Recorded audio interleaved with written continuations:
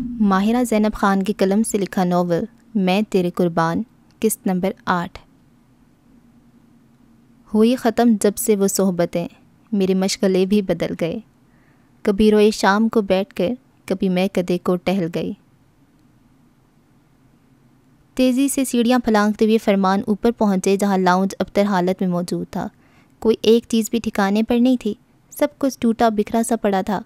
وہیں وہ بھی سینٹر میں سے ٹیک لگائے نیچے کارپیٹ پہ بیٹھا دکھائی دیا۔ اس کی حالت ان ساز و سامان سے مختلف نہیں تھی۔ داریان، اس کے قریب بیٹھتے ہوئے فرمان نے اس کے سر پر ہاتھ رکھتے ہوئے نرمی سے پکارا، جس نے سر جھکائے دونوں ہاتھوں میں چہرہ چھپا رکھا تھا۔ داریان، مجھے دیکھو۔ فرمان نے اس کے ہاتھ چہرے سے ہٹا دیے تھے جہاں پتریلے تاثرات سجے تھے، لیکن نم آنکھوں میں سرخ ڈورے کافی واضح تھے۔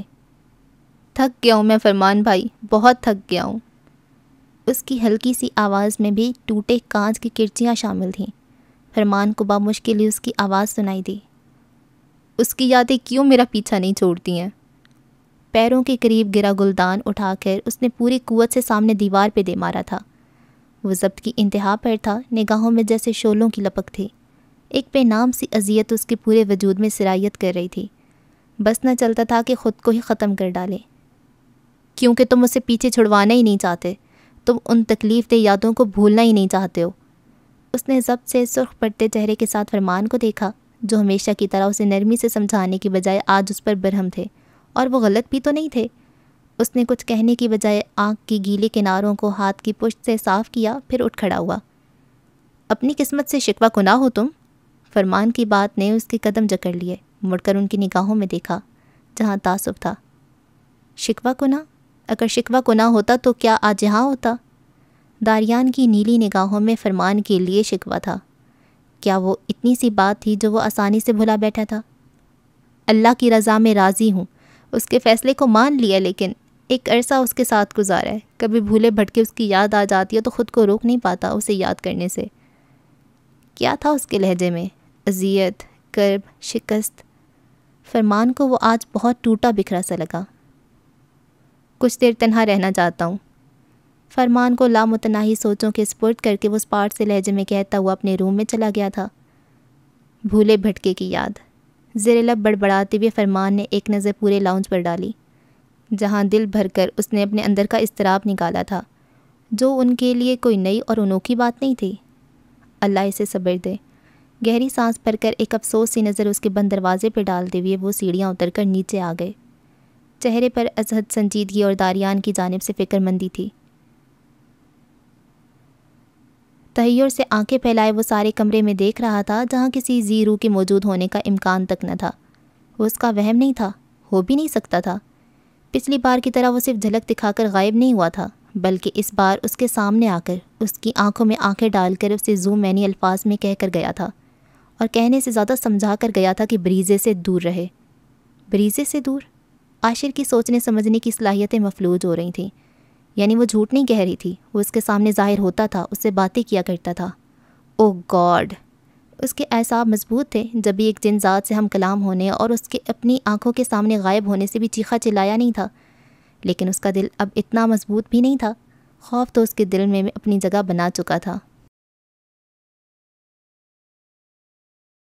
سارا دن آسمان پر آرام فرمانے کے بعد شاہ آفتاب اب وہاں سے نکلنے کی تیاری میں تھا۔ ڈھلتی شام میں ٹھنڈی ہواؤں کے جھونکے موڈ پر کافی خوشگوار اثر ڈال رہے تھے۔ پارک میں ابھی بھی رونق لگی تھی، جسے دیکھتے ہوئے وہ تینوں باہر روڈ پر چہل قدمی کر رہے تھے۔ تمہارا مستقبل میں ایک کامیاب سنگر بننے کا ارادہ ہے؟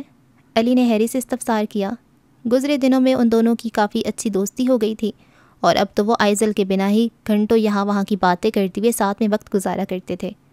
آف کورس، لوگ کہتے ہیں میری آواز سحر انگیز ہے، جب میں گاتا ہوں تو سب سرور میں مبتلا ہو جاتے ہیں۔ بے شک، گناہ میں لذت ہے، خود بھی جہنم میں جاؤ گے، ساتھ میں 1000 لوگوں کو بھی اپنے پیچھے پیچھے لے جاؤ گے۔ اس کے فخر سے کہنے پر آئزل نے سلگ کر جواب دیا۔ آئزل؟ علی نے اسے تنبی نظروں سے دیکھا۔ آپ خود بتائیں، کیا میں غلط کہہ رہی ہوں علی بھائی؟ سیاہ حجاب میں ہوٹ سر پہ گرائے وہ صبح سے ہیری سے اکھڑی اکھڑی سی تھی، ابھی بھی ناراضگی سے ہی اسے پیش آ رہی تھی۔ ہاں، لیکن تمہیں اس طرح سے نہیں کہنا چاہیے۔ تو کس طرح سے کہنا چاہیے؟ اسے نہیں معلوم میوزک کس طرح سے دنیا اور آخرت میں تباہی کا سبب بنے گا، لیکن ہمیں تو معلوم ہے نا، ہم تو اسے بتا سکتے ہیں۔ بے شک، جس کو نہیں معلوم اسے صحیح گائیڈ کرنا ایک مسلمان کا کام ہے، اس کی ذمہ داری ہے، لیکن تمہیں اس طرح سے نہیں کہنا چاہیے کہ وہ جہنم میں ہی جائے گا۔ اللہ بہتر جانتا ہے، یہ فیصلہ اسی پر چھوڑ دو۔ علی نے منت سے کہا، اٹس اوکے علی بھائی، یہ دن میں 4 بار میرے جہنم میں جانے کی پیشگن گوئی کرتی ہے۔ اس کی بات کا سر لیے بنا ہیری نے شانے اچکا کر بے نیازی سے جواب دیا۔ آئزل کی دیکھا دیکھی وہ بھی اسے علی بھائی ہی کہنے لگا تھا۔ بہت ہی بری بات ہے، سوری کہو اسے۔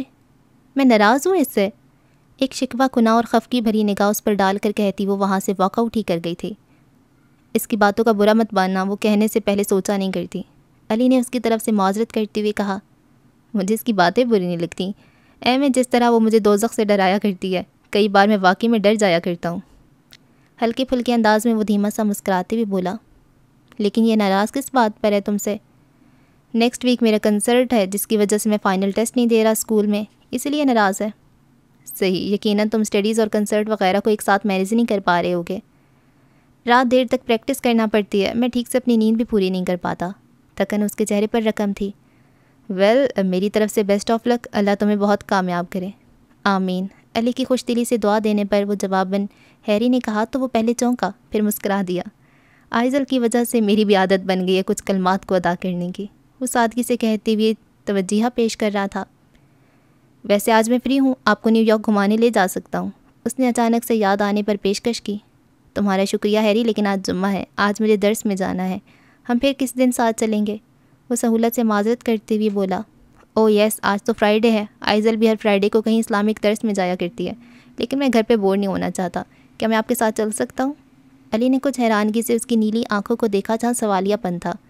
سیاہ کوٹ پہنے، پیشانی پہ بال گرائی، جیبوں میں ہاتھ ڈالے وہ محو سوال کھڑا تھا۔ اس کی پیشکش علی کے لیے قابل حیرت ہی تھی۔ کیا تم کمفرٹیبل رہو گے وہاں؟ معلوم نہیں، یہ تو وہاں جا کر پتہ چلے گا۔ اس نے شانے اچکاتے ہوئے سادگی سے کہا تو اس نے سر ہلا دیا۔ اس کی چھوٹی سی انیکسی میں ضرورت کے سامان کے علاوہ کوئی دوسری شے موجود نہیں تھی۔ چھوٹے سے لاؤنج میں بڑے 3 سیٹر صوفے پر وہ بازو کا تکیہ بنا کر گردن کے نیچے رکھے لیٹا تھا۔ قریب ہی پڑی میز پر اس کی کتابیں بکھری ہوئی تھیں۔ کافی دیر تک پڑھائی کرنے کے بعد شاید تھکن کی وجہ سے کچھ دیر آرام کرنے کو لیٹ گیا تھا۔ آنکھیں موندی تو وہ شاید نیند کی وادیوں میں اترا ہوا تھا۔ اس کا سیل فون اس کے سینے پہ دھرا تھا جو ان لاک تھا۔ روشن اسکرین پر ایک تصویر دکھائی دے رہی تھی۔ ڈیپ پنک کلر کی دیدہ زیب لباس والی وہ لڑکی اپنے سوگوار حسن کے ساتھ ساری توجہ اپنی جانب کھینچ رہی تھی۔ وہ اس کا سائڈ پوز تھا، کسی کی بات پہ دھیما سا مسکراتی ہوئی۔ سر پہ آنچل اور ہاتھوں میں پھولوں کے کنگن پہنے وہ خوبصورتی ایک مثال ہی تو تھی۔ اس کے لبوں پہ مسکراہٹ تھی، لیکن کاجل سے لبریز آنکھوں میں سوگواری سی تھی۔ اس کی لاعلمی میں کھینچی گئی یہ تصویر ابیر غازی کے ولیمے کی تھی، اور یہ وہی لباس تھا جس کو خریدنے میں یوسف نے اپنی آدھی سے زیادہ سیلری صرف کی تھی۔ پوری بھی چلی جاتی تو اسے کوئی فرق نہ پڑتا، پورے سال کی بھی لگ جاتی تو اسے ذرا افسوس نہ ہوتا۔ ٹھنڈی یخ بستہ ہوائیں کھلی کھڑکیوں پہ لگے پردوں کے ساتھ اٹکیلیاں کرتی انہیں لہرانے پہ مجبور کر رہی تھیں۔ لاؤنج کافی ٹھنڈا ہونے لگا تھا، سردی کے باعث اس کی آنکھ بھی کھل گئی۔ بھاری ہوتی پلکوں کو بامشکل کھولتے ہوئے وہ اٹھ بیٹھا، جس کے سامنے سینے پہ دھرا فون نیچے جا گرا تھا۔ اس نے چونک کر جھکتے ہوئے فون اٹھایا۔ سامنے ابھی بھی وہی تصویر جگمگا رہی تھی۔ چند لمحے اسے دیکھتے رہنے کے بعد فون آف کر کے سائڈ پہ رکھتے ہوئے وہ پھر ٹیبل پر پڑی کتابوں کی جانب متوجہ ہو گیا۔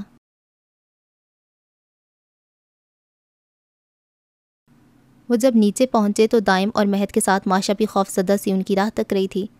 فرمان بھائی کو بھی نظر آتی ہے وہ؟ ماشا نے سرسراتے لہجے میں دائم سے سرگوشی میں پوچھا۔ ان کے سامنے نہیں آتی، پردہ کرتی ہے، وہ نفی میں سر ہلا کر بولا۔ کیا ہوا ہے؟ فرمان نے ناسمجھی سے ان سب کو دیکھا۔ یہ دونوں جانے کیا الٹا سیدھا کہہ کر اسے ڈراتے رہتے ہیں۔ ماشا کے چھوڑے ہوئے کیک کو اب عیشا مکمل کرتے ہوئے ناراضگی سے گویا ہوئی۔ تم دونوں کی سمجھ میں نہیں آئی تھی میری بات؟ پشت پر ہاتھ باندھے فرمان نے ناگواری سے مہد اور دائم کو دیکھا۔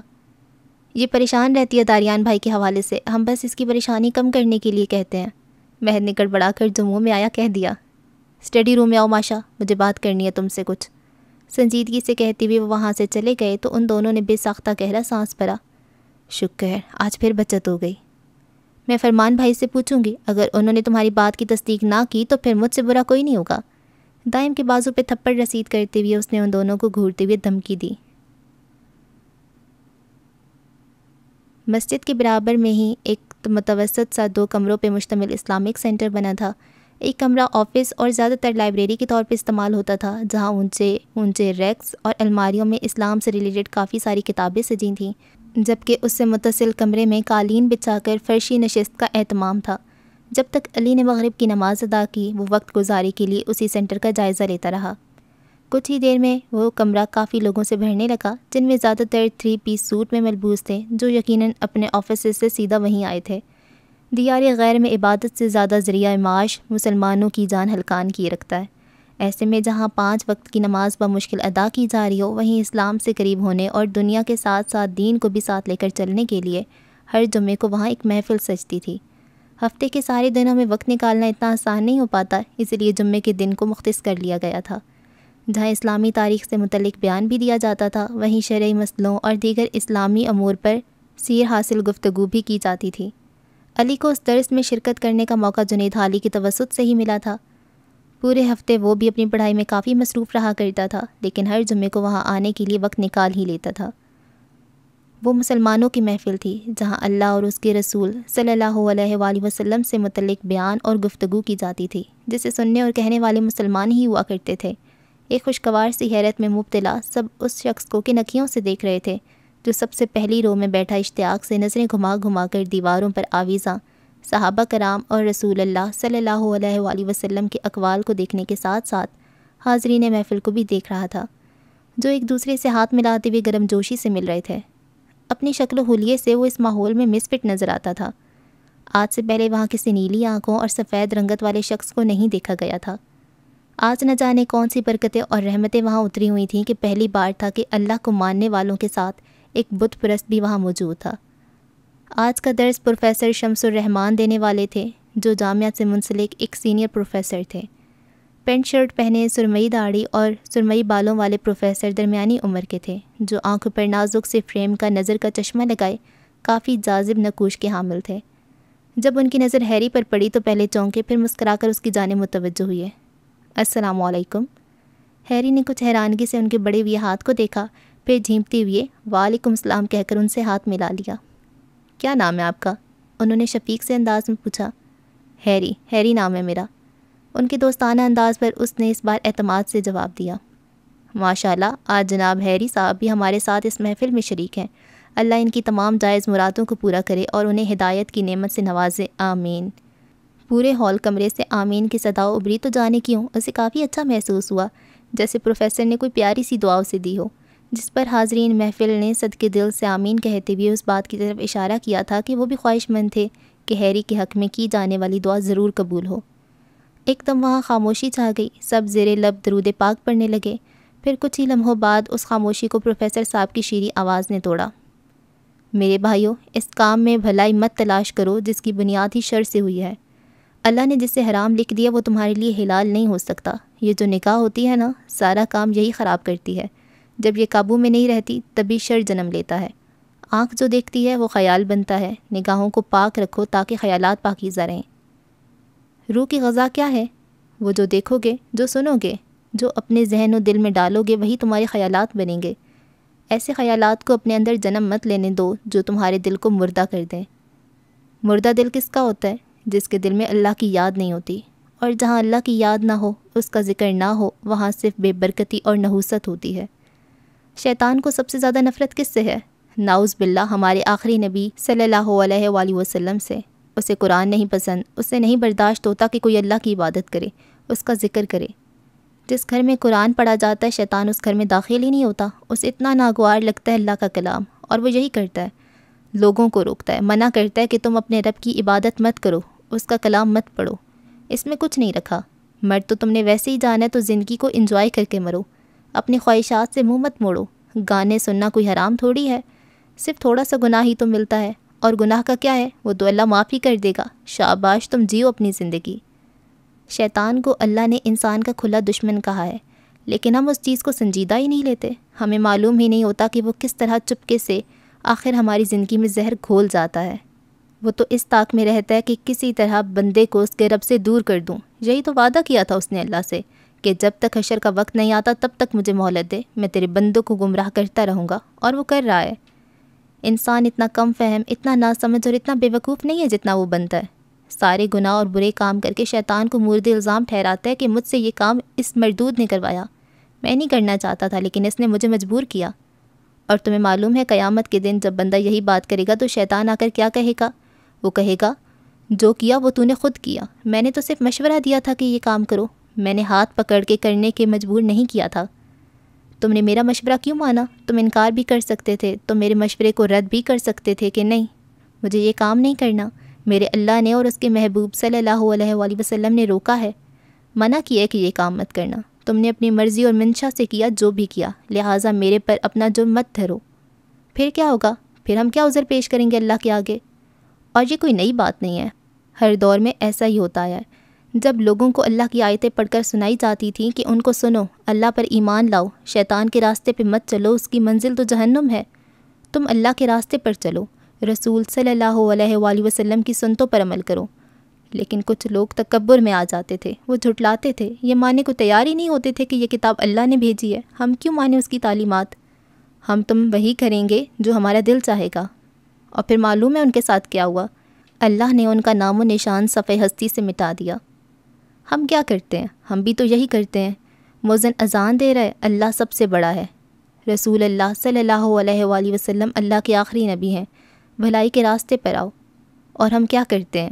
اپنے کاروبار میں مصروف رہتے ہیں، ٹی وی کی آواز کو کم کر دیں گے لیکن اسے آف نہیں کریں گے، سماعتیں اذان کی جانب ہیں لیکن نظر اور دماغ اسکرین میں لگا ہے، دل اس انتظار میں ہے کہ کب یہ اذان ختم ہو اور میں آواز بڑھا کر اپنے پروگرام کو دیکھوں، کوئی اہمیت ہی نہیں دیتے۔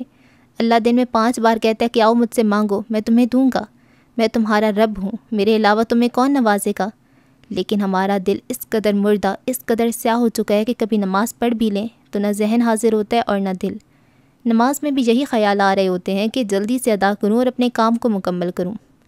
کیا ہم صرف دنیاوی کاموں کو نپٹانے کے لیے اس دنیا میں آئے ہیں؟ سارے کام ایک طرف، نماز کو اللہ نے فرض قرار دیا ہے، صرف 5 نمازیں نہیں پڑھی جاتی ہم سے، بمشکل 1 گھنٹہ لگتا ہے ساری نمازوں میں۔ قرآن پڑھنے بیٹھے تو سمجھ کچھ نہیں آ رہی ہوتی اور بس پڑھے چلے جا رہے ہوتے ہیں۔ اللہ کے بندو، اس کا ترجمہ تو پڑھو، اس کی تفسیر تو پڑھو، سمجھو تو صحیح کہ اللہ کہہ کیا رہا ہے۔ لیکن نہیں، ہم کیوں سمجھیں، ہم کیوں مانیں؟ پڑھ لیا بس فرض ادا ہو گیا، ہماری شفاعت تو ویسی ہی ہو جانی ہے، آخر کو حضور صلی اللہ علیہ وآلہ وسلم کی امتی ہیں، وہ کروا دیں گے ہماری شفاعت۔ اور یہ وہی حضور صلی اللہ علیہ وآلہ وسلم ہے جن سے اللہ فرمایا کرتے تھے کہ میرے محبوب ساری رات نہ جاگا کر، کبھی سو بھی لیا کر۔ وہ ساری رات اللہ کو یاد کرتے ہوئے ان کی عبادت میں گزار دیا کرتے تھے، اور ایک ہم ہیں کہ 5 نمازیں پڑھنا اتنا بھاری لگتا ہے۔ کیوں لگتا ہے بھاری؟ کیونکہ ہمیں معلوم ہی نہیں ہے کہ رب ہے کیا، اللہ کے بارے میں جانتے ہی کچھ نہیں، اس کو سمجھتے ہی کچھ نہیں ہے، بس آنکھیں بند کر کے شیطان کے راستے پہ چلے جا رہے ہیں۔ ہمیں اپنی ماں سے دنیا میں سب سے زیادہ محبت ہے کہ اس نے ہمیں پیدا کیا، ہمیں اس دنیا میں لانے کا ذریعہ بنی، تو پھر اپنے رب کو کیوں بھلا بیٹھے ہو؟ اس سے کیوں منہ موڑتے ہو؟ کیا ہمیشہ کے لیے یہاں رہ جاؤ گے؟ کبھی پلٹ کے اس کے پاس نہیں جاؤ گے؟ یہ دنیا تو ایک دھوکہ ہے، ایک پل میں مٹی کے ڈھیر میں تبدیل ہو جاؤ گے۔ جب اللہ اپنے سامنے حاضر کرے گا اور پوچھے گا کہ بتا میرے بندے، دنیا میں بھیجا تھا میں نے تجھے، کیا کر کے آئے ہو وہاں پر؟ کیا جواب دیں گے اپنے خالق کو کہ کچھ نہیں کیا ہم نے، گناہ پہ گناہ کرتے رہے، موویز دیکھنے میں مگن رہے، بڑے بڑے سنگرز کے گانے سنتے رہے؟ کیا یہ جواب دیں گے؟ کافر کہتے ہیں اللہ دکھائی نہیں دیتا، ہم کیوں مانیں کہ یہ کائنات اس نے بنائی ہے؟ تمہیں نہیں دکھائی دیتا کیونکہ تمہارے پاس دیکھنے والی آنکھ ہی نہیں۔ ہم سے پوچھو، ہمارا تو یہی عقیدہ ہے کہ ذرے ذرے میں اسی کی ذات پوشیدہ ہے، وہی تو ہے جو 24 گھنٹے تمہاری جانب متوجہ رہتا ہے، تمہیں دیکھتا بھی ہے اور سنتا بھی ہے۔ جب اس سے مانگتے ہو تو وہ فرشتوں سے فرماتا ہے کہ دیکھو میرا بندہ مجھے یاد کر رہا ہے، مجھے پکار رہا ہے۔ وہ تمہاری ایک پکار پہ لبیک کہتا ہے، پھر تم اس کے پکارنے پہ اس کے پاس کیوں نہیں جاتے؟ جس نے بنایا ہے اسی سے منہ موڑو گے تو آخرت میں پھر کس سے فریاد کرو گے؟ ہال کمرے میں ایک گہرا سکوت طاری تھا، صرف پروفیسر صاحب کی نرم آواز وہاں گونج رہی تھی۔ ٹھہر ٹھہر کے جذب سے بولتے ہوئے وہ سب پر نگاہ ڈال رہے تھے جو خاموشی سے انہیں سن رہے تھے۔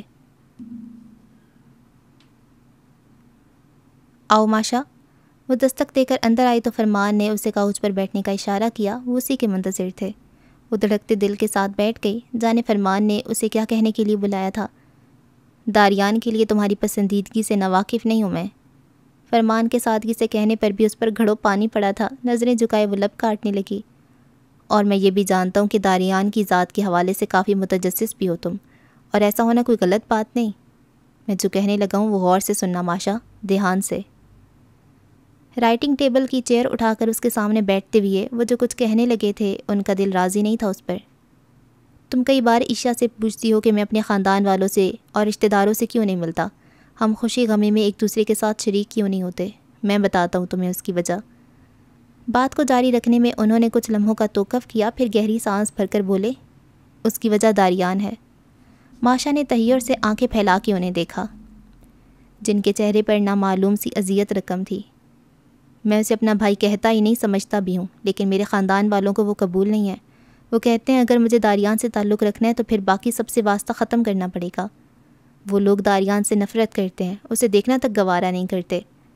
فرمان کو اس بارے میں بات کرنا اذیت ناک لگتا تھا۔ داریان کے ماضی پر بات کرنا انہیں تکلیف سے دو چار کر جایا کرتا تھا۔ کیوں؟ ایسا کون سا گناہ کیا انہوں نے؟ فرمان نے اس کی آنکھوں میں دیکھا، جہاں حیرت تھی، تجسس تھا۔ اس نے اللہ کو قبول کیا ہے۔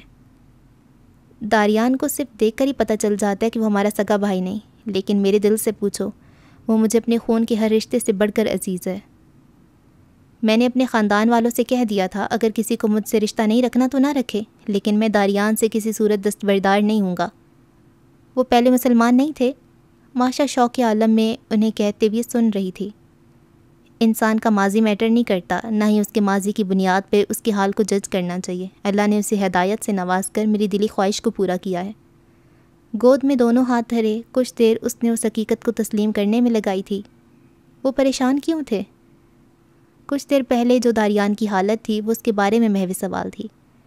ایک وقت تھا جب وہ عروج کی بلندیوں کو چھونے والا تھا، کیا کچھ نہیں تھا اس کے پاس، دولت، عزت، شہرت، محبت، سب کچھ، لیکن پھر اس نے سب کچھ چھوڑ دیا، اپنا گھر، اپنے ماں باپ، بہن بھائی، اپنا شہر، ملک، اپنی کامیابی، کچھ بھی نہیں رہا اس کے پاس۔ اس وقت میں اس کے ساتھ تھا۔ پلیٹ میں رکھ کر پیش کیے جانے والے سنہرے مستقبل کو اس نے میرے سامنے اللہ کی خاطر ٹھکرا دیا۔ سب کچھ اس کے ہاتھ سے ریت کی طرح پھسل گیا۔ اس ٹوٹے بکھرے داریان کو اس کے حال میں چھوڑ دینا میں نے گوارا نہیں کیا۔ میں اسے اپنے ساتھ گھر لے آیا۔ میرے پیرنٹس کو وہ اپنے بیٹے کی طرح عزیز تھا۔ وفات سے پہلے وہ اس سے بھی اتنی محبت کیا کرتے تھے جتنی مجھ سے، دائم اور مہد سے کیا کرتے تھے۔ میری کزن سے میری منگنی تھی اس وقت، کچھ ہی مہینوں میں شادی ہونے والی تھی۔ میرے تایا نے رشتہ قائم رکھنے کی شرط رکھ دی، اگر داریان کو واپس اس کے ملک بھیج دوں تو وہ اپنی بیٹی کی شادی کریں گے مجھ سے، ورنہ نہیں۔ امی بابا نے مجھ سے پوچھا تو میں نے انکار کر دیا۔ داریان کو اس وقت میری ضرورت تھی، میں اسے ایسے ہی نہیں چھوڑ سکتا تھا۔ میرا رشتہ ختم ہو گیا، پھر عشا سے میری شادی ہو گئی۔ اس کے گھر والے بھی زیادہ یہاں آنا پسند نہیں کرتے۔ آپ کے خاندان والے ایسا کیوں سوچتے ہیں فرمان بھائی؟ اس نے بھیگے لہجے میں پوچھا۔ آنسو اس کی آنکھوں سے ٹپ ٹپ بہہ رہے تھے۔ انہیں لگتا ہے کہ نیلی آنکھوں والے با وفا نہیں ہوتے، اور یہ کہ میں انتہائی بے وقوف انسان ہوں جو داریان کے دھوکے کا شکار ہو رہا ہوں، اور ایک دن وہ مجھے برباد کر کے واپس اپنے ملک اور مذہب میں لوٹ جائے گا۔ بہت ہی چھوٹی سوچ کے مالک ہے آپ کے رشتہ دار، شکر ہے وہ یہاں نہیں آتے۔ سرخ ناک اور بھیگی آنکھوں سے وہ خفگی سے بولی۔ داریان نے یہاں آ کر پھر کسی جن ذات سے قرآن پاک پڑھا تھا؟ اچانک سے یاد آنے پر اس نے بے ساختہ پوچھا۔ وہ انگلش میں کئی بار اس کی تفسیر پڑھ چکا تھا، یہاں آ کر اس نے باقاعدہ سیکھنا شروع کیا تھا۔ آپ نے مجھے بتایا نہیں، وہ پریشانی میں توڑ پھوڑ کیوں مچا رہے تھے؟ کیا سچ میں کوئی جن زادی ان سے ملنے آتی ہے؟ جن زادی؟ فرمان نے حیرانگی سے اسے دیکھا، پھر سر جھٹک دیا۔ مہد اور دائم کی طبیعت صاف کرنے کا انہوں نے قصد کر لیا تھا۔ ان دونوں کو بھی صرف اتنا ہی معلوم ہے جتنا میں نے تمہیں بتایا، اس سے زیادہ میں تمہیں کچھ نہیں بتا سکتا۔ داریان کے لیے یقیناً تمہارے خیالات بدل گئے ہوں گے۔ اب اگر اپنے قدموں کو واپس موڑنا چاہتی ہو تو تمہاری مرضی، لیکن میرے بھائی کے حوالے سے کبھی کوئی غلط بات مت کرنا ماشا، نہ کبھی اس کے ماضی کے بارے میں مزید جاننے کی کوشش کرنا، میں یہ برداشت نہیں کروں گا۔ وہ بہت نرمی سے اسے باور کروا رہے تھے، جو اس جھٹکے سے سنبھلنے کی کوشش کر رہی تھی۔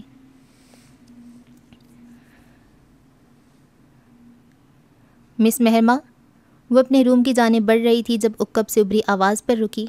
جی کہیے مینیجر صاحب، اس نے زبردستی مسکرانے کی کوشش کی۔ کیا آپ نے نوٹ کیا کہ آپ کا بیہیویئر کیسا ہے باس کے ساتھ؟ نہیں تو کیوں، کیسا ہے میرا بیہیویئر؟ مہرما نے مصنوعی حیرانگی سے پوچھا۔ آپ بہتر جانتی ہیں کہ کیسے ہے، اور اسے بہتر کریں اگر آپ جاب سے فارغ نہیں ہونا چاہتی تو۔ جب آپ کے باس کو میرے رویے سے مسئلہ نہیں ہے تو آپ کو بھی نہیں ہونا چاہیے، وہ تنک کر بولی۔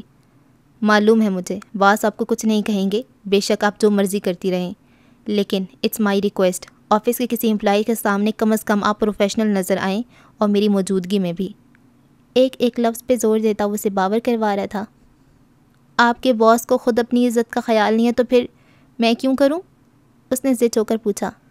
مس مہرما، میری ریکویسٹ سمجھ لیں۔ اس کے بعد مہرما نے کچھ نہیں کہا، گہرا سانس بھر کر اف کہتی اپنے روم کی جانب بڑھ گئی۔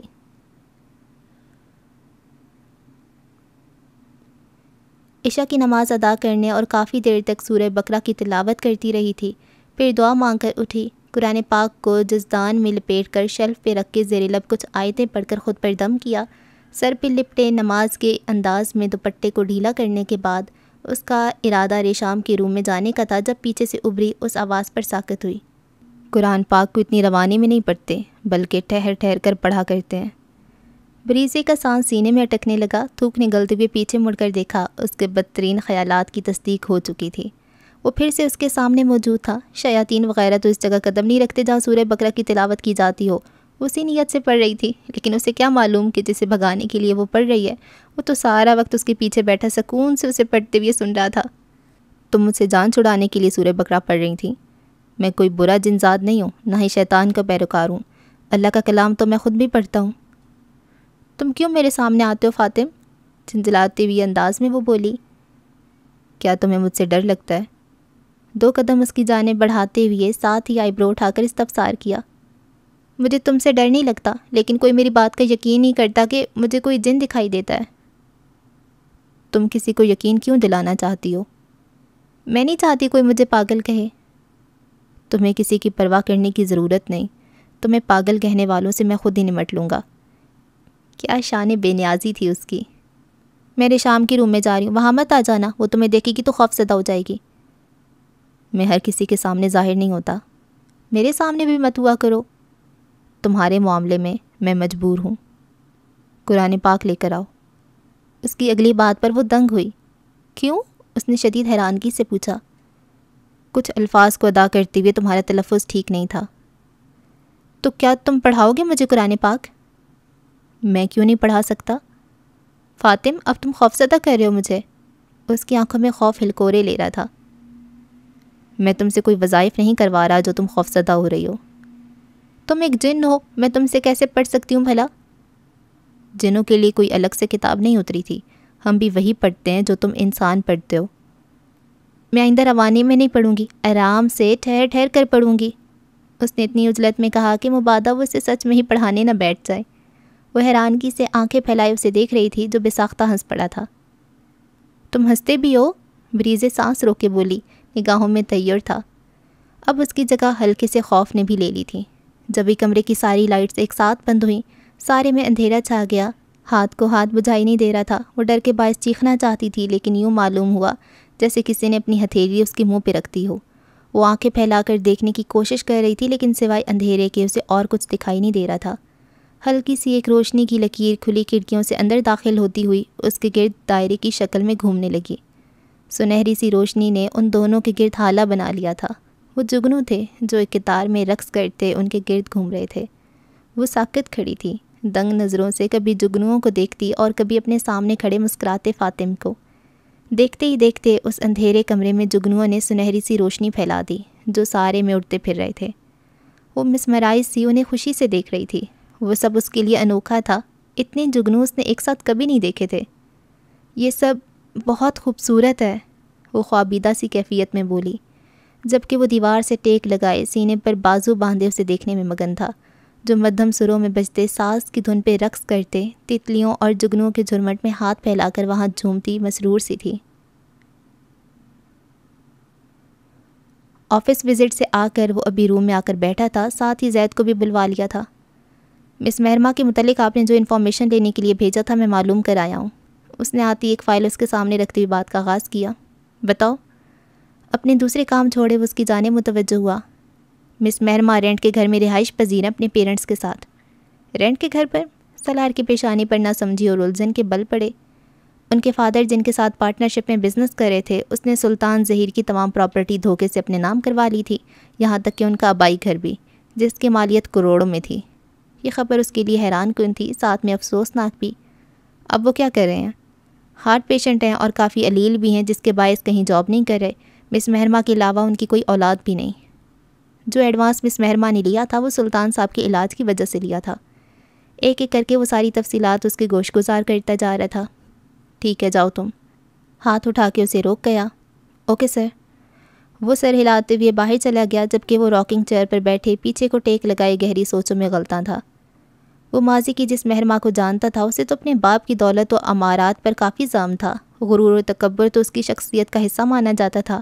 خاص برانڈز کے علاوہ وہ کسی لوکل برانڈز کی اشیاء کو تو دیکھنا بھی پسند نہیں کرتی تھی۔ اس کے ہاتھوں کی انگوٹھیاں تک امیٹیشن نہیں ہوا کرتی تھیں۔ اصلی ہیروں اور سونے سے بنے زیورات اسے دیوانگی کی حد تک پسند تھے، لیکن اس وقت کی مہرما اور آج کی مہرما میں اسے زمین آسمان کا فرق نظر آیا تھا۔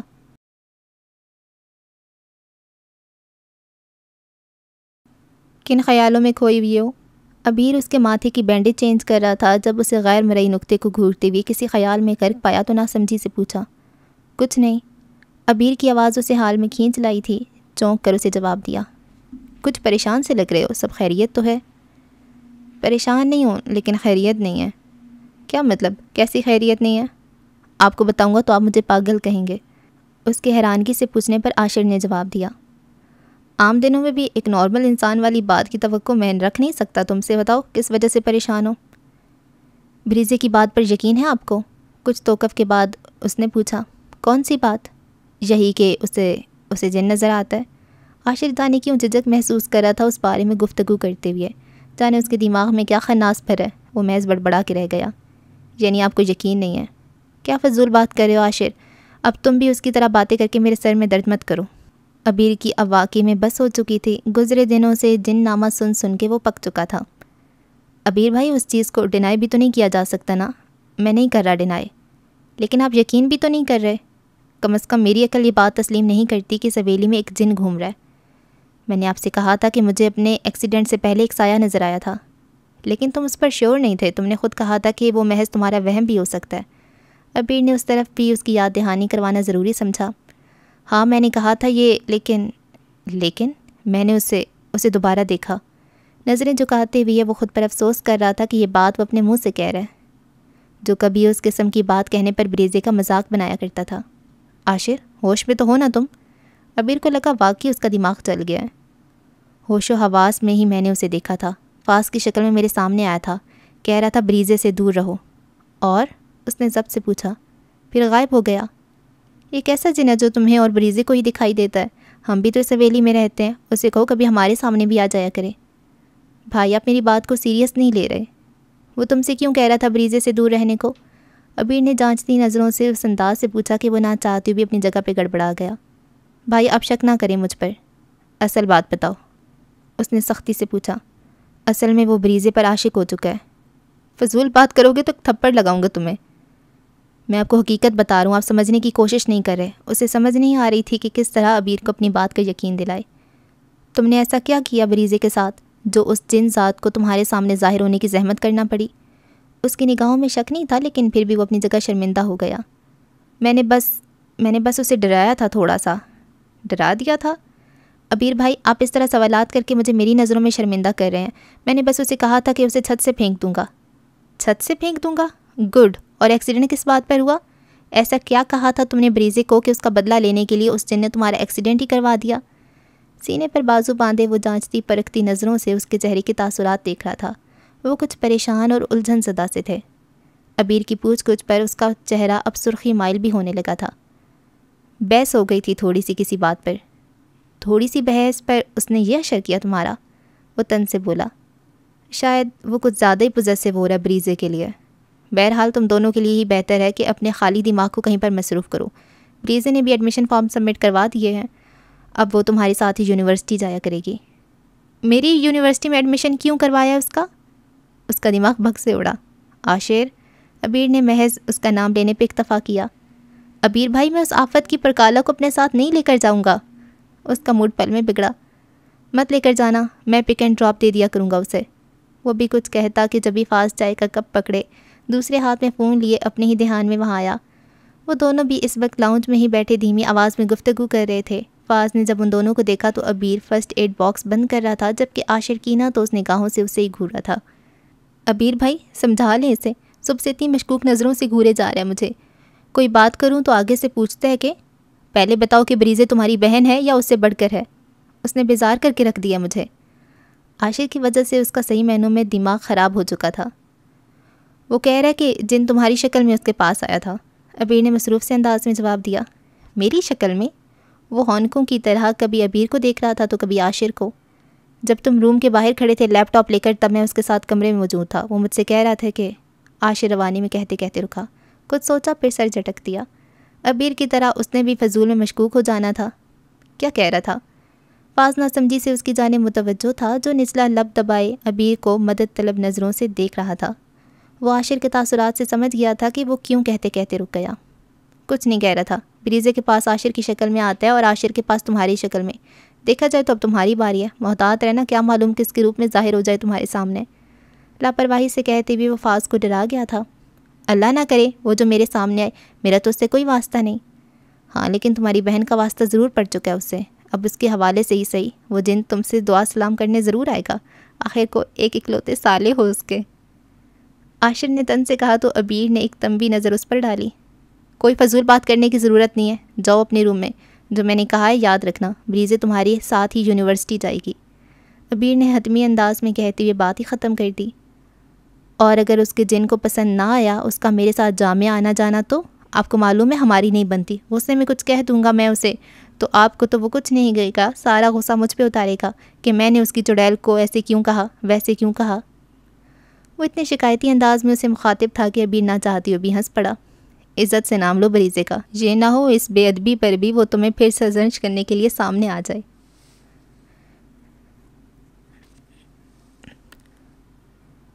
بورڈ آف ڈائریکٹرز کی میٹنگ اٹینڈ کر کے وہ اپنے روم میں آ گیا تھا. آج صبح سے ہی اسے اپنا سر پھٹتا ہوا محسوس ہو رہا تھا. معمول کے مطابق اس نے آفس وزٹ بھی نہیں کیا تھا. ساری میٹنگز اور اپوائنٹمنٹس بھی کینسل کروا دی تھیں. 4 بجے تمہاری بہروز اینڈ سنس کے ساتھ میٹنگ ہے. ہاتھ میں پکڑی چھوٹی سی ڈائری پہ لکھے آج کے شیڈیول کو دیکھتی ہوئے اس نے سالار کی یاد دہانی کروائی. میں کہہ چکا ہوں آج کی ساری میٹنگز کینسل کر دو. کوٹ اتار کر اس نے ٹائی کی نوٹ ڈھیلی کرتے ہوئے تکان سے کہا. مہرماں نے ایک نظر اسے دیکھا جو 2 آنکھیں موندے 2 انگلیوں سے اپنی پیشانی مسل رہا تھا. تمہاری طبیعت ٹھیک نہیں ہے تو گھر چلے جاؤ. اس کی ضرورت نہیں، ٹھیک ہوں میں. آج مزید کوئی کام نہیں ہے تو میں آف کر رہی ہوں پھر. سالار نے پلکیں وا کر کے اسے دیکھا جو سوالیہ نگاہوں سے اسے دیکھ رہی تھی. کہنے کو تو اس کی امپلائی تھی لیکن کسی کام کے لیے وہ دوسرے ورکرز کی اجازت نہیں مانگا کرتی تھی. صرف فیصلہ سنایا کرتی تھی. اس کا چہرہ، اس کی آنکھیں سب کچھ ویسا ہی تھا. لیکن اس نے جو لباس پہن رکھا تھا وہ اس کی شان و شوکت سے میل نہیں کھاتا تھا. جس قسم کے لباس وہ پہننا پسند کرتی تھی ان کی قیمت ہزاروں میں ہوا کرتی تھی. اس کے شوز، گھڑی، ایئر رنگ سب معمولی قیمت کے تھے. بیٹھو. سنجیدگی سے اس نے مہرماں کو اپنے سامنے بیٹھنے کو کہا جو بنا کچھ کہے بیٹھ گئی لیکن چہرے پہ الجھن ضرور تھی. میں پوچھنا نہیں چاہتا لیکن وہ مہرماں کہاں ہے جسے میں جانتا تھا؟ اس کے نرم دھیمی سی آواز اسے تیر کی طرح لگی تھی. اسے معلوم تھا ایک نہ ایک دن وہ ضرور استفسار کرے گا لیکن آج وہ موقع ہوگا یہ اس نے نہیں سوچا تھا. نہ ہی وہ اس کے لیے تیار تھی. پہلے اس کی آنکھوں میں تحیر کے رنگ ابھرے پھر سرد مہری گئے. تمہیں اس سے کیا لینا دینا؟ اپنے تیکھے انداز لہجے میں اس نے استفسار کیا. میں جاننا چاہتا ہوں. میرے سامنے ایسے پوز مت کرو جیسے تمہیں کچھ معلوم نہیں. میرے بارے میں کیا تم نے ساری انفارمیشن نہیں نکلوائی ابھی تک یا میرے منہ سے سننا چاہتے ہو تاکہ میرے منہ پر میری ہنسی اڑا سکو؟ اس کی آنکھوں کی سرخی بڑھتی جا رہی تھی. لہجے میں بھی شعلوں کی لپک تھی. تم پہلے سے مغرور ہوا کرتی تھیں لیکن اب تلخ بھی ہو گئی ہو. حالات ایک سے نہیں رہتے مسٹر سالار. تن سے مسکراتے ہوئے اسے باور کروایا. تمہارے فادر نے کیس فائل کیوں نہیں کیا فراڈ کا؟ اسے دکھ رہا تھا کہ یہ موضوع مہرماں کے لیے کس قدر ناقابل سماعت اور برداشت بن رہا ہے لیکن پھر بھی اسے محو سوال وہ اس وجہ کو جان لینا چاہتا تھا جو وہ تب سے جاننے کا منتظر تھا جب سے مہرماں کو اپنے آفس میں دیکھا تھا. سالار بہتر ہوگا کہ تم میرے پرسنل میٹرز میں مت پڑو. میں تمہاری مدد کرنا چاہتا ہوں. اس کے چہرے پہ نرم سا تاثر تھا. مجھے تمہاری مدد کی ضرورت نہیں ہے. تیز لہجے میں کہتی وہ جھٹکے سے اٹھی. بیٹھ جاؤ مہرماں. اپنے دکھتے سر کو نظر انداز کرتے ہوئے وہ تکان سے بولا لیکن اس کی ہر بات کی نفی کرنا جیسے اس پر فرض تھا. ابھی بھی اسے کوئی اہمیت دے یا بنا اس کے آفس سے نکل گئی تھی. دکھتے سر کو اس نے سیٹ کی پشت سے ٹکا لیا تھا.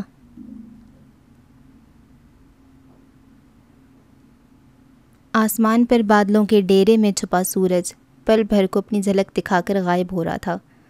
اس کی آنکھ مچولی سے کچھ دیر سارے میں نرم سی روح پہلی روشنی پھیل جاتی جو پھر بادلوں کے امڑانے پہ فوراً چھپ جاتی۔ سینے پر بازو لپیٹے وہ اپنی گاڑی سے ٹیک لگائے کھڑا یہاں وہاں کا جائزہ لے رہا تھا۔ آخری پیپر بھی آج ان کا ہو گیا تھا۔ واپسی پر حویلی جانے کی بجائے ریشام نے اسے ایک صوفی بزرگ کے مزار پر چلنے کو کہا تو وہ اسے وہاں لے آیا۔ خود اندر نہیں گیا تھا، اس کے انتظار میں باہر ہی کھڑا رہا۔ اسے گئے ابھی کچھ ہی دیر گزری تھی جب سفید بے داغ لباس پر سیاہ چادر خود پر لپیٹے وہ واپس آتی دکھائی دی۔ اسے واپس آتے دیکھ یوسف نے اپنی جگہ سے حرکت نہیں کی، ویسے ہی کھڑا اسے دیکھتا رہا۔ ہاتھ آگے کرو، اس کے سامنے کھڑی حکم جاری کیا۔ کس لیے؟ اس نے آئیبرو کے اشارے سے پوچھا۔ کرو تو صحیح، وہ زور دے کر بولی تو یوسف نے الٹا ہاتھ اس کے سامنے کر دیا۔ ریشام نے تنک کر اسے دیکھتے ہوئے اس کا الٹا ہاتھ نیچے کر کے سیدھا ہاتھ پکڑ کے اپنے سامنے کیا۔ یہ آپ کیا کر رہی ہیں؟ وہ حیرانگی سے اسے اپنی کلائی پر کوئی دھاگا سا لپیٹتے ہوئے دیکھ کر بولا۔ منت کا دھاگا ہے، وہ اپنے کام میں مصروف سی بولی۔ تو پھر اسے آپ کو اپنے ہاتھ میں باندھنا چاہیے، اس نے ناراضگی سے کہا۔ جب منت تمہارے لیے مانی ہے تو یہ دھاگا بھی تمہارے ہاتھ پر ہی ہونا چاہیے نا؟ سختی سے گانٹھ لگا کر اس نے کاجل سے لبریز سیاہ آنکھیں اٹھا کر اس کی آنکھوں میں جھانکا۔ آپ کیوں ان چکروں میں پڑ رہی ہیں؟ ان سب کا کوئی فائدہ نہیں۔ اس نے دھاگا بندھوانے سے منع نہیں کیا تھا لیکن اعتراض ضرور کیا تھا۔ کیا تمہارا معجزوں پر ایمان نہیں؟ اس نے تیکھے آئیبرو سے دیکھتے ہوئے پوچھا۔ معجزہ؟ اس کے لبوں پر استہزائیہ سی مسکراہٹ ابھری۔ آپ کہنا چاہ رہی ہیں کہ آپ منت مانیں گی تو حویلی والوں کے دل نرم پڑ جائیں گے اور وہ بخوشی راضی ہو جائیں گے۔ ایسا ہو بھی سکتا ہے، نا امید نہیں ہونا چاہیے انسان کو۔ آ جاؤ تم بھی دعا مانگ لو۔ وہ شاید اسے بلانے کے لیے ہی واپس آئی تھی۔ نماز پڑھ کر دعا مانگنا کافی نہیں جو آپ یہاں آئی ہیں؟ جتنا ہو سکے اتنی دعا مانگنی چاہیے۔ اللہ کہتے ہیں میرے نیک بندوں کے وسیلے سے بھی دعا مانگا کرو، میں وہ بھی قبول کیا کرتا ہوں۔ اور ہر بات میں بحث کرنا لازمی ہوتا ہے تمہارا؟ چپ چاپ اندر چلو میرے ساتھ۔ بیچ کا فاصلہ اس نے قائم رکھا تھا ورنہ تو یوسف کو لگا کہیں وہ ہاتھ پکڑ کے ہی اندر نہ لے جائے۔ کیا آپ مجھ سے دستبردار نہیں ہو سکتی؟ اس نے بے سارگی سے پوچھا۔ یوسف تمہیں کیا ہو جاتا ہے؟ ہر 2 دن بعد تمہیں دورہ پڑ جاتا ہے۔ کیا تمہیں کوئی خواب آتا ہے کہ ہمارا رشتہ قائم ہو گیا تو کوئی بدشگونی ہو جائے گی جو تم مجھے باز رہنے کی تلقین کرتے رہتے ہو؟ وہ جل کر گویا ہوئی۔ خواب نہیں آتے، لیکن بس ایسا محسوس ہوتا ہے کہ یوسف آپ کے لیے نہیں بنا۔ لیکن ریشام غازی تو صرف یوسف کے لیے ہی بنی ہے۔ گردن اٹھا کر وہ وسوق سے بولی۔ اس کے لہجے سے زیادہ اس کی کانچ سی نگاہوں میں جتاتا ہوا سا تاثر تھا۔ ایسا نہ ہو کسی دن پچھتانا پڑے آپ کو اپنے فیصلے پر۔ ریشام مر نہ جائے اس دن۔ آپ تو مجھ غریب کے پیچھے ہی پڑ گئی ہیں۔ گہری سانس بھر کے وہ اسے نہ دیکھنے کی صحیح کرتے ہوئے یہاں وہاں نظریں دوڑانے لگا۔ تو تم بھی میرے پیچھے پڑ جاؤ، میں نے تو منع نہیں کیا، بلکہ میں تو بخوشی راضی ہوں۔ نچلا ہونٹ دانتوں تلے دبا کر اس نے اپنی مسکراہٹ کو روکا۔ مجھے اتنی جلدی مرنے کی خواہش نہیں ہے۔ جس دن اس دنیا سے دل اٹھ گیا اس دن ساری حویلی کے سامنے اقرار کر لوں گا۔ جواباً وہ بھی ضبط سے مسکراتا بولا۔ اور میرے سامنے کب کرو گے؟ وہ شدت سے منتظر تھی۔ کبھی بھی نہیں، میرے اقرار کرنے کی تو دعا ہی مت کیا کریں، آپ کو لینے کے دینے بھی پڑ سکتے ہیں۔ زو میں نے باتوں میں وہ جانے اسے کیا سمجھانا چاہ رہا تھا۔ تمہاری باتیں میری سمجھ میں نہیں آتی، وہ خفگی سے بولی۔ یوسف کی باتیں سمجھنے کے لیے آپ کو ان کی زبان سیکھنی پڑے گی۔ کب آؤں پھر تم سے کلاس لینے؟ اس نے اشتیاق سے ہتھیلی میں چہرہ گراتے ہوئے پوچھا۔ ایڈمیشن کلوز ہو چکے ہیں۔ میں مالکن ہوں تمہاری، ریشام نے گھورتے ہوئے کہا۔ مجھے معلوم ہے، جبھی آپ کی باتوں کو زیادہ اہمیت نہیں دیا کرتا میں۔ آپ کا کیا بھروسہ کبھی آسمان پر پہنچا دیں اور کبھی زمین پہ گرا دیں۔ تم ایسا سمجھتے ہو مجھے؟ اسے گہرا صدمہ ہی تو پہنچا تھا۔ ناراض ہوں میں تم سے اور اب بات بھی نہیں کروں گی کبھی۔ سینے پہ بازو باندھے اس نے رخ ہی موڑ لیا۔ واقعی میں یہ تو سچ میں معجزہ ہو گیا۔ آپ دعا مانگ لیں، تب تک میں شکرانے کی نفل ادا کر لیتا ہوں۔ یوسف کا اتنی خوشی کا اظہار اسے ایک آنکھ نہ بھایا۔ کیا سچ میں ناراض ہو گئی ہیں؟ اس کی خاموشی پر اس نے مصنوعی حیرانگی سے پوچھا۔ تمہیں اسے کیا لینا دینا؟ وہ دانت پیس کر بولی۔ بازار لے چلوں آپ کو؟ وہ اور لڑکیاں ہوتی ہیں جو ذرا سی شاپنگ سے مان جاتی ہیں، میں ان میں سے نہیں ہوں۔ ذرا سی شاپنگ؟ پورا بازار خرید کر دے دوں تو کیا آپ راضی ہو جائیں گی؟ اپنا گھر بیچ کر بازار خریدو گے میرے لیے؟ وہ اس کی سے آنکھوں کی تاب نہ لا پایا تھا۔ گھر بیچنا تو نہ کافی ہوگا، دل و جان بیچنا پڑ گیا تو وہ بھی کر گزروں گا۔ اپنا دل اور جان بیچ سکتے ہو لیکن مجھے دینے کی روادار نہیں ہو تم، اس نے دانت پیس کر کہا۔ بیچ بھی تو آپ ہی کے لیے رہا ہوں۔ مجھے دے دو گے تو بیچنے کی نوبت نہیں پڑے گی۔ آپ کو دے دیا تو پھر اس دنیا سے رخصت ہونا پڑے گا۔ تم نے تو میرے گھر والوں کو سر پر ہی سوار کر رکھا ہے، کیا معلوم وہ خوش دلی سے ہمیں قبول کر لیں؟ قبول کر لیں، وہ بھی خوش دلی سے؟ میں اس قسم کے خواب نہیں دیکھا کرتا، آپ بھی نہ دیکھا کریں۔ اف، مٹھیاں بھینچیں، وہ گہری سانس بھر کے رہ گئی۔ حویلی چلو، حکم دیتے ہوئے وہ پچھلا دروازہ کھول کے اندر بیٹھ گئی۔ دعا نہیں مانگ رہی آپ؟ وہ چھیڑنے سے باز نہیں آیا تھا۔ اڑا لو جتنا میرا مذاق اڑانا ہے، جس دن میں نے تم سے منہ موڑ لیا نا، پھر غلطی سے دوبارہ دیکھوں گی بھی نہیں تمہیں۔ ایسا مت کیجیے گا، میں مر ہی جاؤں گا۔ وہ سب سمجھ رہی تھی اس کی شرارت کو، اب واقعی میں منہ پھیلا کر کھڑکیوں سے باہر دیکھنا شروع کر دیا۔ حویلی سے فرار ہونے کے منصوبے بنا رہی ہیں کیا؟ اس کی خاموشی برداشت نہ ہوئی تو وہ پھر چھیڑ بیٹھا۔ میری نیت کوئی غلط نہیں ہے جو میں فرار ہونے کے منصوبے بناؤں۔ ایک معصوم انسان کو ورغلا کر آپ مسلسل اسے بغاوت پہ اکسا رہی ہیں، اور پھر کہتی ہیں کہ نیت صاف ہے آپ کی۔ اللہ اللہ، یوسف، نہ ہی تو تم معصوم ہو اور نہ ہی میں نے تمہیں ورغلایا ہے، زیادہ بھولے نہ بنو میرے سامنے۔ وہ بیک ویو مرر میں نظر آتی اس کی آنکھوں میں دیکھ کر گھورتے ہوئے بولی، تو اس نے بنا کوئی جواب دیے گاڑی روک دی۔ رشام نے کھڑکی سے نظر آتا باہر کا منظر دیکھ کر حیرانگی سے یوسف کو دیکھا، جو گاڑی ریورس کر کے دوبارہ مزار کے احاطے میں لے آیا تھا۔ سیٹ بیلٹ ہٹا کر نیچے اترتے ہوئے اس نے رشام کی طرف آتے ہوئے اس کا دروازہ بھی کھول دیا، پھر کھلے دروازے سے ہاتھ رکھ کے ذرا سے جھکتے ہوئے اسے دیکھا۔ آپ کی دعا ادھوری رہ گئی تھی، آ جائیں مانگ لیں۔ کیا مانگوں دعا میں؟ براہ راست اس کی آنکھ میں دیکھتے ہوئے وہ محو سوال تھی۔ مجھے مانگ لیں۔ اس کی سیاہ آنکھوں کا سحر یوسف کو اپنی رگوں پہ میں اترتا محسوس ہو رہا تھا۔ اتنے عرصے سے تمہیں ہی تو مانگ رہی ہوں، وہ یاسیت سے اس کے چہرے کو دیکھتے ہوئے بولی۔ دعا قبول نہیں ہو رہی، یقیناً اس میں خیر نہیں ہوگی۔ رشام نے جواب میں کچھ نہیں کہا، چپ چاپ گاڑی سے اتر گئی۔ وہ مزار کے اندر نہیں گئی تھی، باہر جالیوں کے پاس ہی رک گئی۔ عورتوں کا قبر کی زیارت کرنا شریعت میں ممنوع تھا، اس لیے وہ دوسری عورتوں کے ساتھ وہیں ٹھہر گئی۔ ابھی دعا کے لیے ہاتھ اٹھائی ہی تھے کہ جبھی اس پر بے ارادہ سی نگاہ پڑی۔ جینس پر وائٹ ڈریس شرٹ پہنے، رومال کو سر پر باندھے وہ اس کے ساتھ سے گزر کر اندر چلا گیا تھا۔ آنکھیں بند کیے وہ زیر لب اللہ سے ہم کلام کتنی دیر وہاں کھڑی دعا مانگتی رہی۔ نیم باب پلکوں سے اس نے نوارد کو دیکھا، جس نے پین کلرز لا کر اس کے سامنے رکھی۔ یہ دوا لے لو اور سیدھا گھر چلے جاؤ۔ اس طرح سے حکم مت چلاؤ، میں تمہارے باس ہوں، تم نہیں ہو۔ اس نے تکان بھرے لہجے میں ٹوکتے بھی یاد دلایا۔ میں جو کہہ رہی ہوں وہ تم سنو، اٹھ کر دوا لو۔ اس دوا سے میرا کچھ نہیں ہوگا، مجھے اس وقت کافی کی طلب ہے صرف۔ اس کو تو بھول جاؤ۔ محرمہ میں مذاق نہیں کرا، میرے سر کا درد صرف کافی سے ٹھیک ہوتا ہے، پلیز بنا دو۔ اس کے چہرے پہ آج اضطراب سا اسے نظر آیا تھا۔ تم کیفین کا ضرورت سے زیادہ استعمال کرتے ہو، جو نقصان دہ ثابت ہوتا ہے۔ کیا تم میری ایسی حالت نظر آ رہی ہے کہ میں تمہارا لیکچر سنوں گا؟ مت سنو میرا لیکچر، لیکن کافی بھی نہیں ملے گی تمہیں۔ آفس میں بھی میں نے سب کو منع کر دیا ہے، میرے علاوہ کوئی تمہیں بنا کر نہیں دے گا۔ کس کی اجازت سے کی ہے تم نے یہ؟ مجھے کسی کی اجازت کی ضرورت نہیں ہے، میں اس آفس میں وہی کروں گی جو میرا دل چاہے گا، اگر نہیں منظور تو نکال دو مجھے یہاں سے۔